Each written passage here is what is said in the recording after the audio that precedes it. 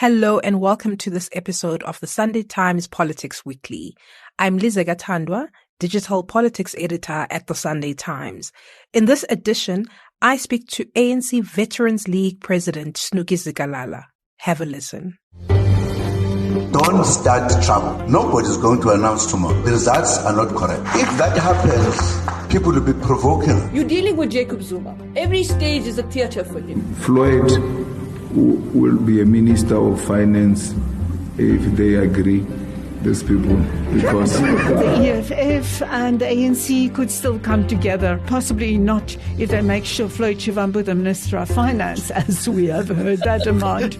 If you come to us with a demand that Ramaphosa must step down as a president, that is not going to happen. The broader question is whether our foreign policy has completely lost its way. The people of Palestine, they're denied the right to enjoy the freedoms we so love. That is a no-go area. Good afternoon, Dr. Snooky. Thank you so much for joining us here at Sunday Times. Dr. Snooky, when I think of veterans, I think of the institutional memory of this organization, of this building that we're in right now. I think of, for instance, the wisdom that comes with this, the veterans, bestowing to the next generation. And when I think of the veterans, and perhaps I think we need to go back down memory lane and start with when the chairperson's role was created, when Dadu or Oliver Tambo took up that position.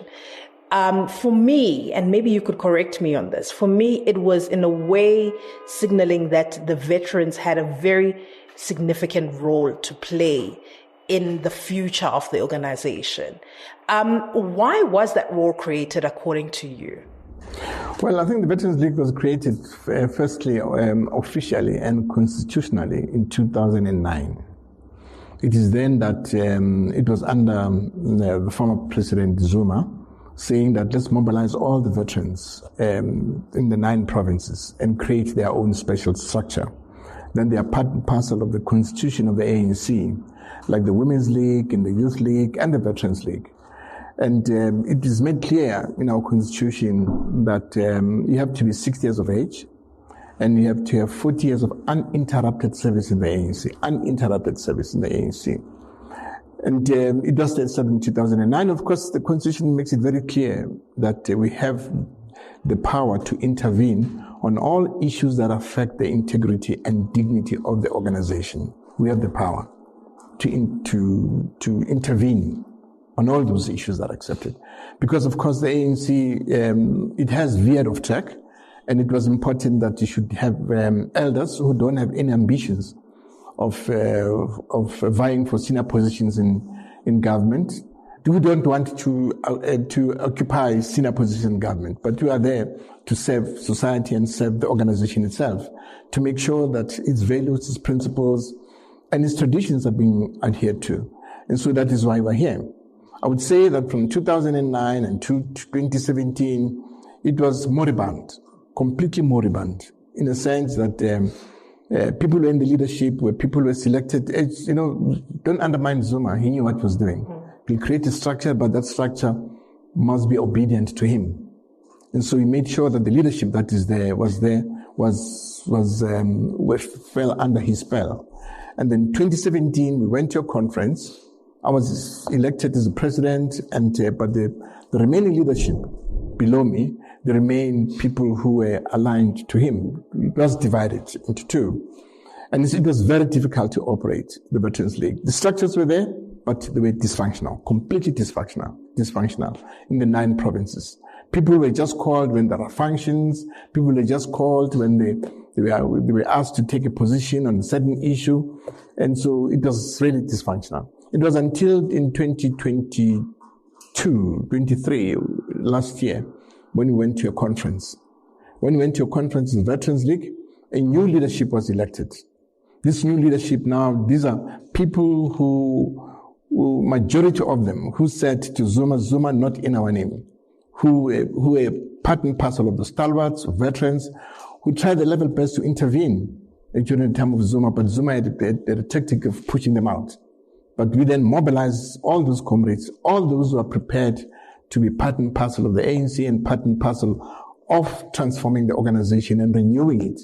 And so it was only last year that a critical and credible leadership was elected.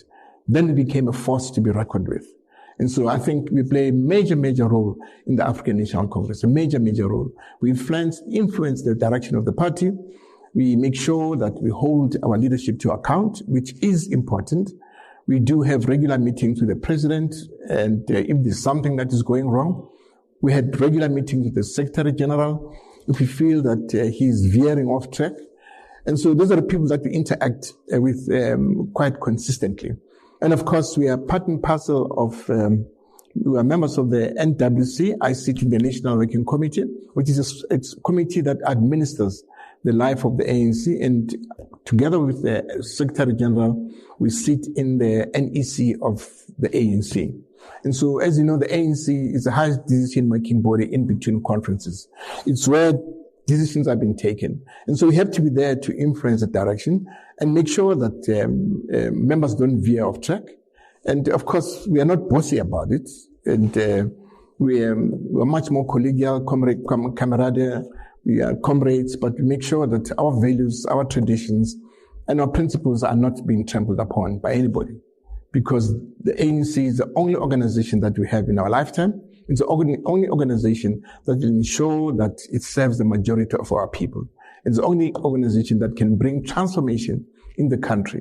It's the only organization that can bring about economic growth in the country. It's the only organization that can unite South African society. And so we as veterans, we find that that is our responsibility within the African National Congress. And secondly is that when it comes to discipline and integrity, we are the ones who are leading the disciplinary committees of the ANC. Within the disciplinary committee, there are 6 members of the disciplinary committee who are members of the Veterans League, and 4 of them are members of the NEC. The same thing with the Integrity Commission. All Integrity Commission members are members of the Veterans League, because integrity of the organization is very, very important for us. Integrity immediately, if that integrity is dented, to gain trust of society back, it's not that easy. It's not that easy. And so we are saying that the integrity of the organization must not be compromised at all levels. It doesn't matter who it is. You've steered me away from my original question, because I wanted to first start to ask that about, the creation of the chairperson's role in the top 7 of the ANC, which was assumed by Oliver Tambo. And perhaps let's go there first. Yeah. And before we get, because there's quite a number of points that I want to touch on in what you've just said, but perhaps let's go there first. That position was seen as, and correct me if I'm wrong, seen as an overseeing role, monitoring and evaluation as of some sorts in the ANC. So therefore, an elder leader of the party, someone with institutional memory within the party, would need to assume it. Do you think that maybe veering away from that has assisted in a small part to where the ANC has gone? Well, I think the chairmanship itself, as you know, it was created specifically for O.R. Tambo, so that he must lead the organization, because he led the organization since 1961. Until we came back home, and he brought it intact. And he brought us to where we are. And he made sure that we have this constitutional democracy that we have. He played a major role under difficult circumstances. Some of us, we were under his leadership in exile. And so that role was created for him. But immediately when he passed on, then it was then said the chairperson should be a member of the top 7. Okay. And so now the chairperson is a member of the top 7. Now, before it was the top 5, it was created for him. But there are comrades who are saying that role of the chairmanship is still needed. But Comrade Gwede Mantashe does not have the same stature as Oliver Tambo. And you have to look for a senior person in the organization who will not be a minister, but will be the chairperson, who will guide the NEC. And so that was the role that was said. He must guide the ANC. The NEC itself, and make sure that it is on track with our values, traditions, and principles. And so immediately when he passed on, I think we veered off that. But there are comrades who are saying they still need that chairmanship position, which the constitution must then address it. It can only happen at conference. And so that is why, but at the same time, the Veterans League now is being established. It was established in 2009. And the role that it's playing now, it's very, very important.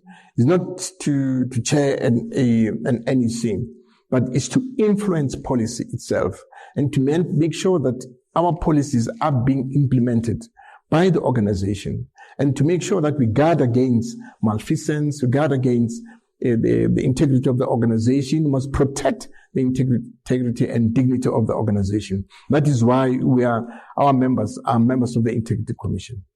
You know, there was a point where I think it was proposed by the Veterans League, one person, one vote. And it's been discarded it's a conversation that really has not really materialized into anything when it comes to conferences of the ANC. But slowly but surely, I think people are becoming aware of we talk about this conscientization of ANC members, and that you don't necessarily need an ANC that is 1 million members. No. Was that what you were thinking with this one person, one vote? What was the idea around it? The idea of it is one person, one vote is that if a person is being voted to go to a conference, he does not go there representing himself. He cannot change the resolution of a branch. He must make sure that he stick to the mandate that he has of the branch. But currently, people get elected, they go to conferences. At conferences, they get swayed. And then they change the mandate of a branch. For instance, we can take Comrade Matabate. His branch in Limpopo said he must go with the CR. But when he arrived at the conference, he changed. And so now, one man, one vote, it will make sure that one person and one vote itself, when he's there, he's not representing himself, but he's representing the collective. But the other structures, of course, I had in Britain, because they are looking at the constituency system, but they are also thinking of and also it's one man, one vote.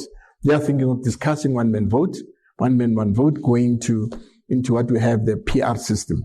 And so all these modalities must be looked at properly and carefully to say which one works for us best. But the one man, one vote was that if I'm going there, I must know that I'm going to represent my constituency. I cannot be influenced by any other person to say this is a line that I must take. And so that was the thinking about it. It goes back to the decay of membership in terms of how money has become such an important role in conferences.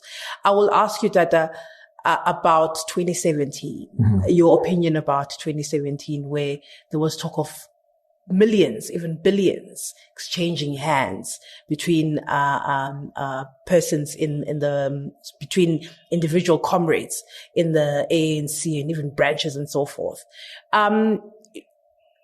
Do you at all hold the president accountable for that? Well, isn't it? I've not seen those billions. I've not seen those monies changing hands, personally. And we always say, as veterans, whoever has seen those monies, those billions, money exchanging hands at conferences, let them report it to us as veterans. We'll take action against that, because we won't allow a conference that is bought with money. As you know, that I think there was a case and the president CR was cleared on those monies. And so also people are saying there were allegations that this last conference in 2022, money exchanged hands. But we have not seen it as veterans. I've never been bought by anybody. Neither have veterans who work with me, who are part and parcel of the executive, been bought by anybody. I'll make it very clear. Whoever has that information, can you put it on the table? That the veterans were bought by CR, veterans were bought by Mbalula, veterans were bought. Let him put it on the table. And we won't allow that to happen, because we'll be destroying the organization itself. We can't get into that. But people talk about it, but we say, bring evidence so that we can be able to deal with it. No one has brought evidence to us, and we want that evidence. Okay. I want to talk about the responsibility of the Integrity Committee. Yeah. Which it's called is the Integrity Commission, yeah.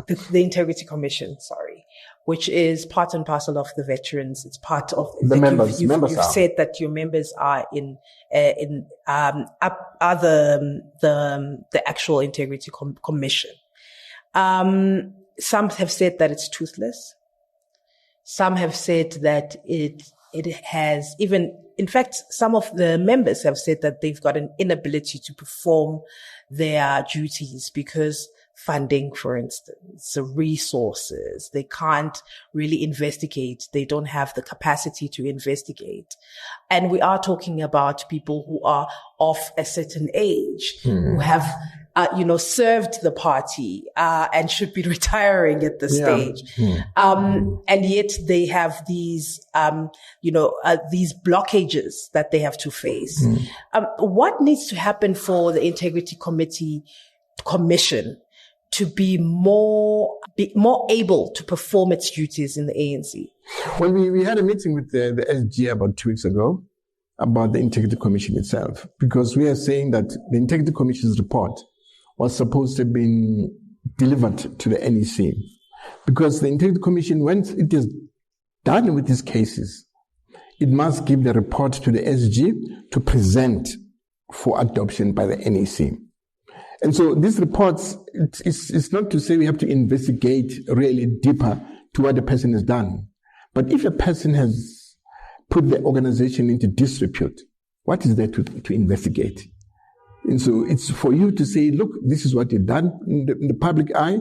This is how you've dented the image and the dignity of the organization. These are the sanctions that were. All that they do, they found you wanting. Once they found you wanting, then you have to be taken to a disciplinary action. That's what they do. And so we are saying that in terms of resources to investigate, in terms of resources to hire scribes, we've discussed that with the SG. The SG said, look, they are looking into it. But they've been looking into it for the past 10 years since it was established. But we believe that you need to resource it. Its decisions must be adhered to by the NEC. But now currently, we have not yet received a report from the Integrity Commission, which was presented to the Secretary General. The Secretary General promised us at the last NEC that the coming NEC, a special NEC, where to look at, there'll be a deep dive looking at what happened at the VD level, that the voting district, what happened at the branch level, what happened at provincial level, in terms of organizational structures. They are very weak. And so there'll be a deep dive to see what happened, because if you don't deal at VD level, where members of the ANC are, who are these members? Are they real committed, dedicated cadres of the movement? Why were such a low voter turnout, which you were promised that it will be higher? It was low voter turnout. And so we want to find out. And then he promised us that there'll be a deep dive. That's what you said when we were at this 6-day Lekgotla. We want a deep dive to find out about the structures of the ANC. Because if you don't have proper, credible structures of the ANC, you won't be able to transform the organization. You won't be able to run the organization properly and efficiently. That is why we as veterans, we believe in a strict party and a party that has discipline. And so that's what we want to see. And so he promised us that the Integrity Commission's report will also be presented, because it was not presented. And of course, the chairperson has been complaining about it, that they don't have any cases, pending cases with them. All the cases that they have, they've submitted them to the SG. The SG just supposed to present them to the NEC, which we're waiting for the SG to do that. It's deja vu for me, because this is the same problem that George Mashamba was complaining about, that he would submit reports to the SG at the time, which was S. Mahashule, and those reports would not trickle down to the NEC to a point where I believe that he started CCing NEC members, which is why there were some leakages, for instance. So then it goes to show that there is no capability to learn by that particular office. Can we not now lay it at the center of the Secretary General's office, the blame for the fact that the Integrity Committee is unable to do its work properly because it's under-resourced, and that office is as well as the TG's office is supposed to ensure that it does have the proper resources. It hasn't done it for the past 10 years, like you've said that. And the reality is that whenever they do perform their duties, those reports gather dust in a certain office. Well, it's the SG's office and the top 7. Because the top 7 that has to make sure that this happens. Because in the last NEC meeting before we went to elections, the Integrity Commission's report was given to us. It was supposed to be debated. All of a sudden it was withdrawn. But the SG, we asked him, what? They said, no. They said, I must withdraw it.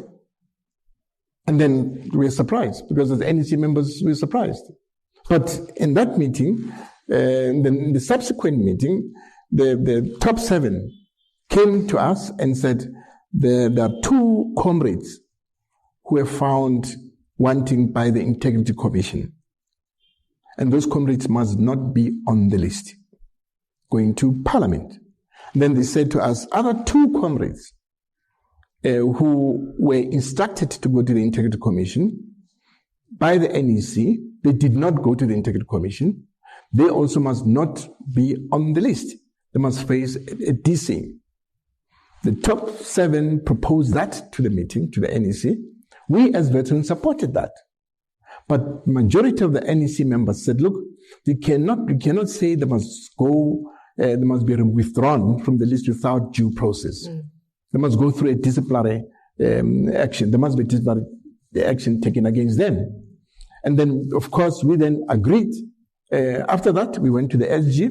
We agreed that Bob Mavuso and Comrade Mek Maharaj want them to be part and parcel of the DC that will look into state capture itself. And the SG agreed that they will. But I think we're overtaken by events.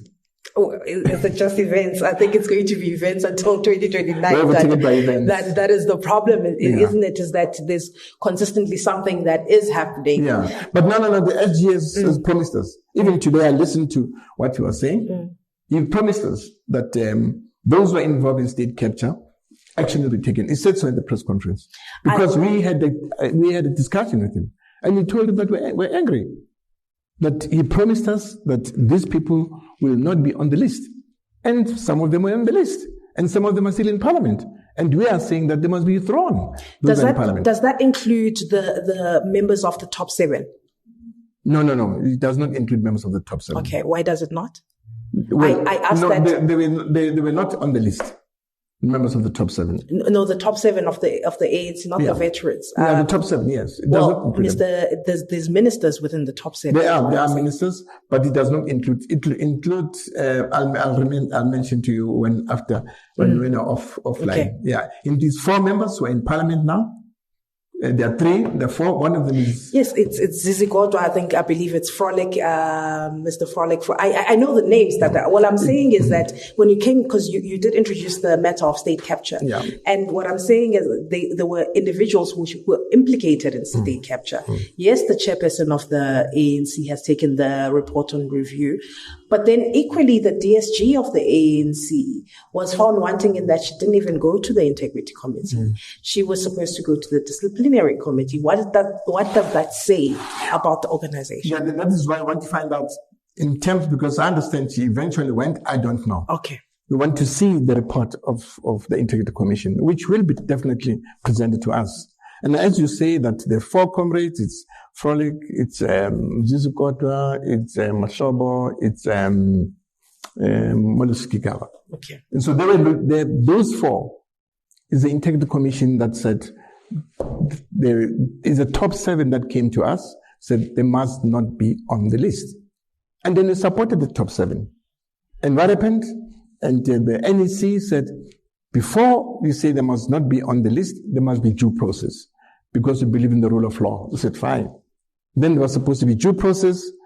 Comrade Mavuso and Comrade Mek Maharaj agreed that they will They will be part and parcel of those who assist the presenter of cases to make sure that this happens. But we got overtaken by events. I want to get to firstly, let me finish off with the Integrity Committee. Given where you are right now as the ANC, you've lost your majority. Mm-hmm. And part of this is because society has seen the ANC and seen the decay of the ANC morally and ethically. Mm-hmm. And yes, the Integrity Committee has a role to play in terms of holding people accountable when it comes to morality and ethics. But there's been a lot of talk about whether its recommendations should be binding. And given where you are as the ANC and where how society views you, even your own president has said that ANC should be at the dock as accused number one. Mm-hmm. Shouldn't that commission be binding its recommendations? No, I believe that as veterans, their recommendation must be binding. If they're saying that these convicts are found wanting, they must face DC, it must happen. Because if you have put the name of the ANC into disrepute, definitely you must face action. Mm. And so we as veterans believe that their recommendations must be binding. I want to talk about, because we've veered off, but I wanted to talk about the influence, which is why I'm here, the influence of the veterans. I remember, I think, even before the elections, the veterans were talking about an ANC-DA coalition should the need arise. What informed this analysis from the veterans? No, all that we looked at, it was only two of us. It was myself and Colonel Nabuso were saying that you look at municipalities that were governed by the DA. They're not perfect, but there was order. There was order, and you said to yourself, and so if this party, the DA, it's a neoliberal, we make it very, it's a neoliberal party. But that neoliberal party that believes in our constitution, number one. For us, the constitution is sacrosanct. They believe in the rule of law. They believe in governance, ethical governance. Though in some of the municipalities we understand there are unethical leaders of the DA. But we are saying that it would be better to form a coalition with them rather than to form a coalition with a party that does not believe in our constitutional values, that does not believe in the rule of law, that does not believe in clean governance, like the EFF, which does not. And so we're putting it on those bases. And we are saying that immediately if you sit down with them, you can be able to strike an agreement with them and say, on these issues because constitution is sacrosanct for us, we can sit and talk. On our people, the only thing that our people want is quality service.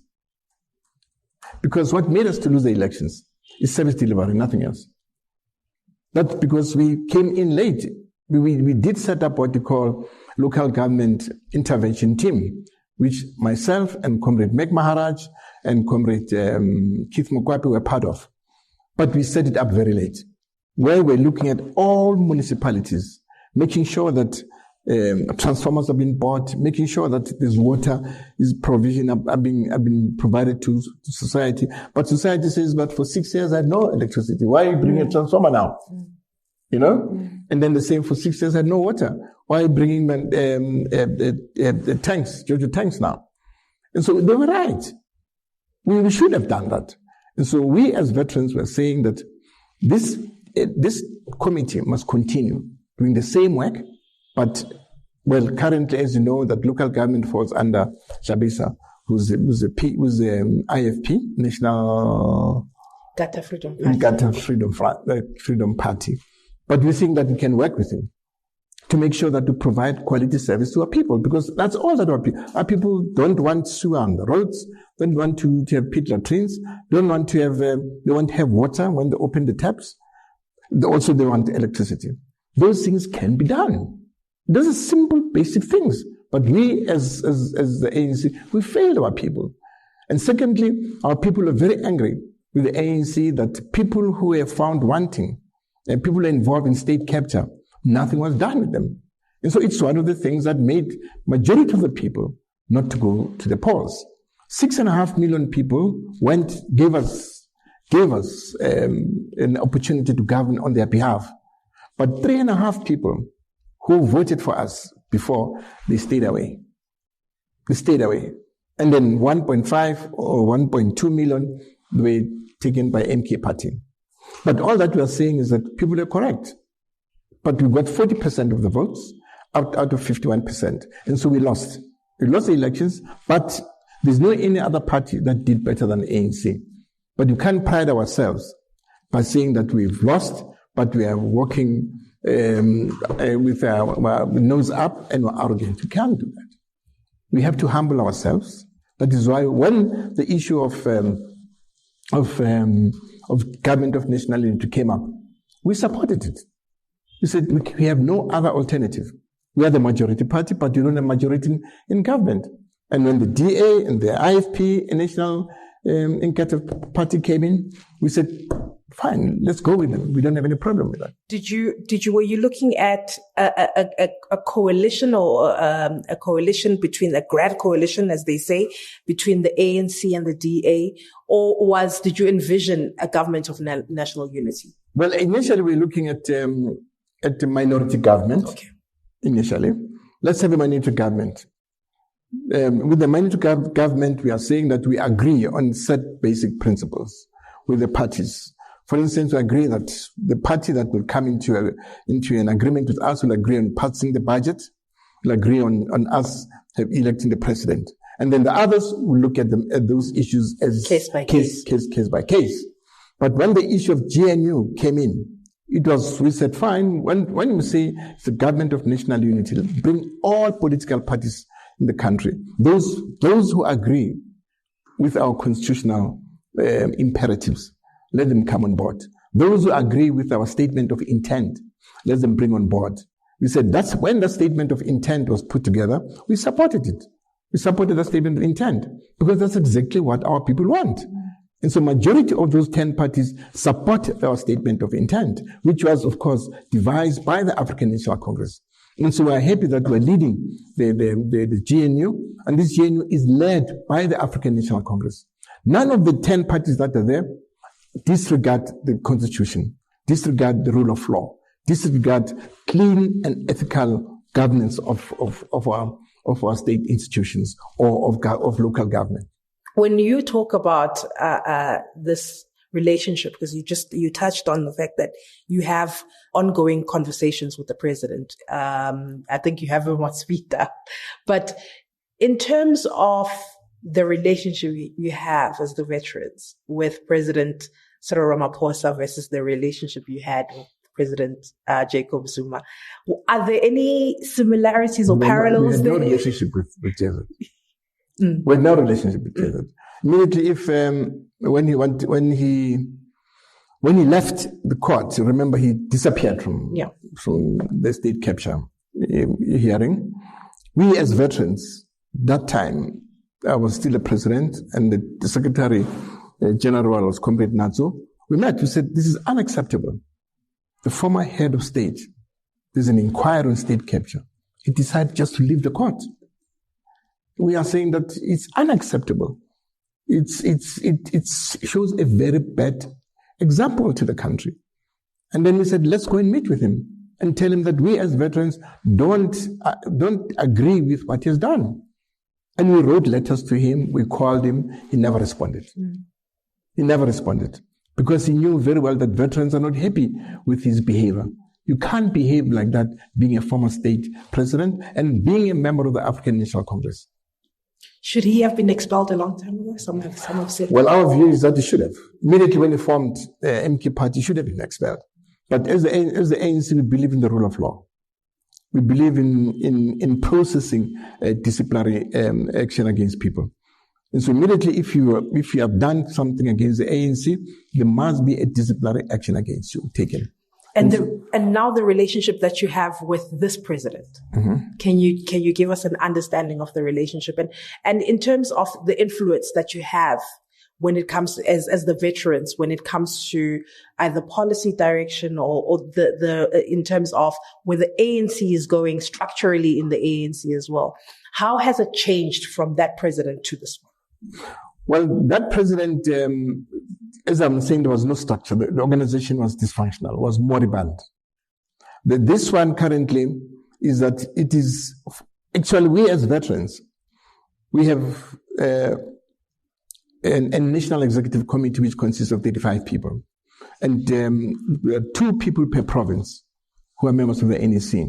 Before any decision is taken, an NEC of the Veterans League is called.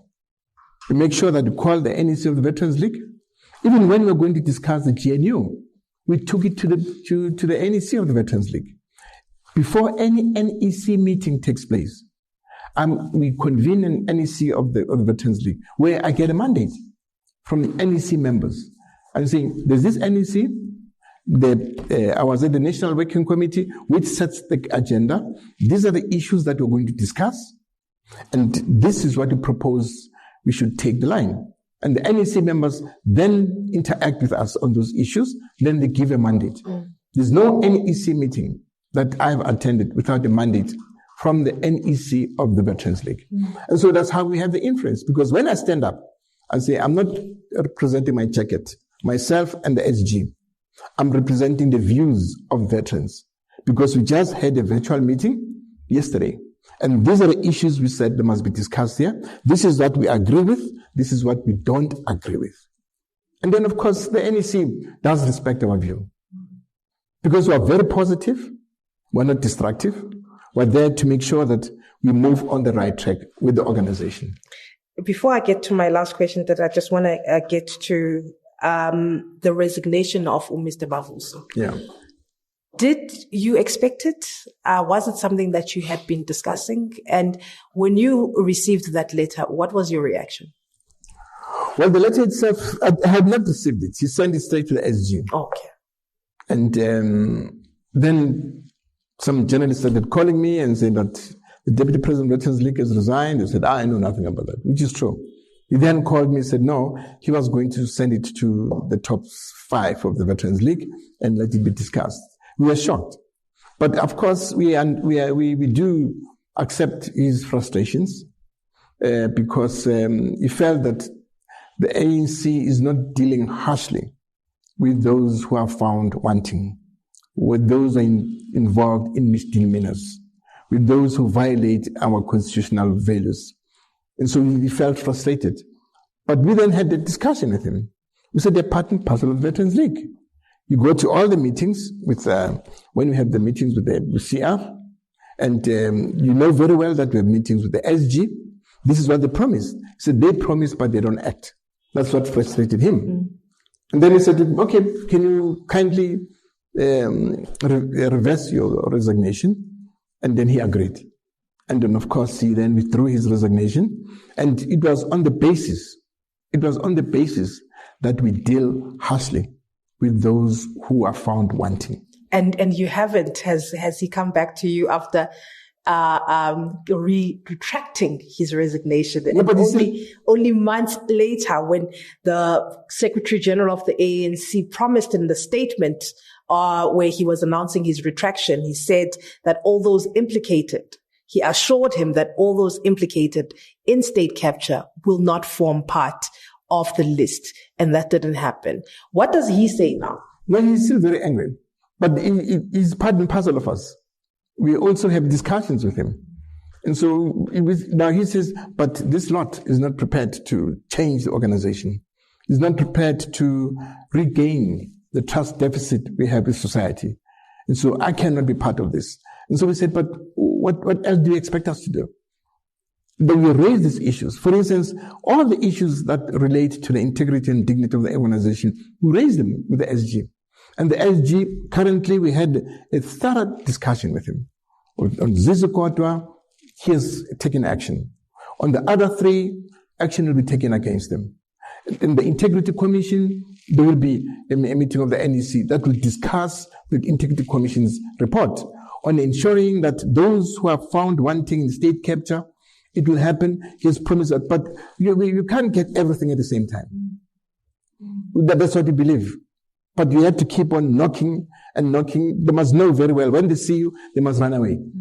So what the SG has promised you is that he is, or at least the ANC NEC, will take action against the other three who were named in particular by the Integrity Committee. You see, but those other three were named by the Integrity Commission. The only thing that needs to be done, and of which he has done, is to write a letter to the presenter. It's sort of a prosecutor, to say, take action against these three people. The prosecutor must do it. And he has done. And he has shown us the letter. Because we asked him in the meeting, can you put the letter in place? Which he did. And he has put the letter in, he has written a letter to the three of them.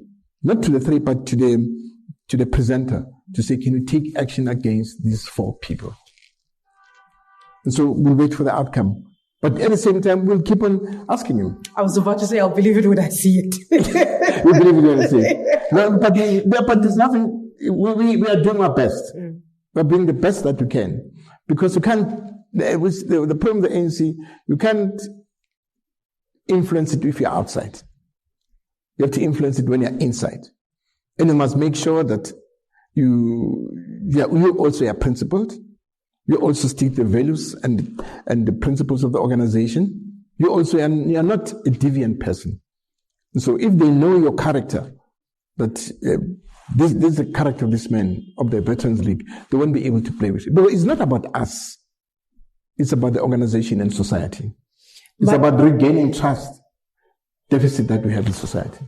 My last question, I know I keep saying my last question. It's fine. My last question to you, Tata, it's around, I want to go back to what we initially talked about that chairperson position. And, because I didn't really, as I'm thinking about it, I needed you to elaborate more, and I didn't ask you to elaborate more on, because you went where I was going in terms of why it was initially, it was created for that Oliver Tambo, and then after he left, it kind of became part of the ANC, on the organogram.